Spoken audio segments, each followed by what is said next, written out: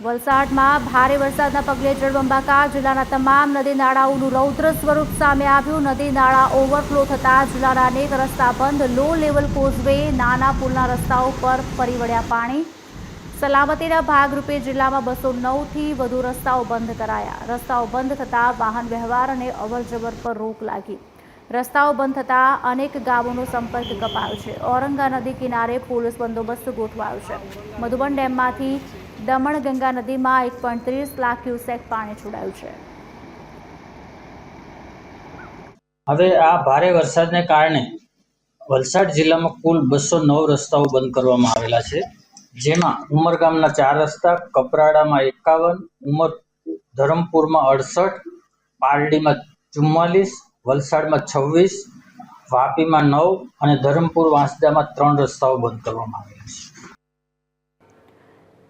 વલસાડ જિલ્લાની કોલક નદી 2 કાંઠે વહેતી થઈ છે। ઉપરવાસમાં ભારે વરસાદના કારણે નદીમાં પૂરની સ્થિતિ। અરનાલા પાટી ગામ નજીક નદીના પાણી કોઝવે પર ફરી વળ્યા। પાણી ફરી વળતા નદીના બંને તરફના ગામનો સંપર્ક કપાયો।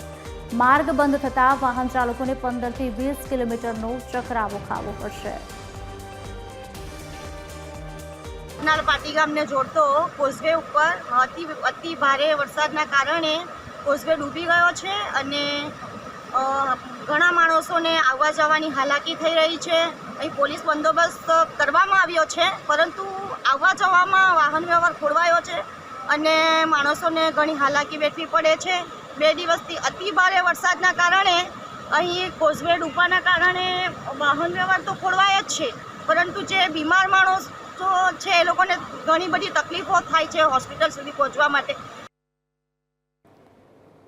વલસાડમાં દૂધના કેરેટ ભરેલો ટેમ્પો પાણી ભરાયેલા ખાડામાં ફસાયો। ભાગડાવાડા અને નાનકવાડાને જોડતા રસ્તા પર ઘટના બની।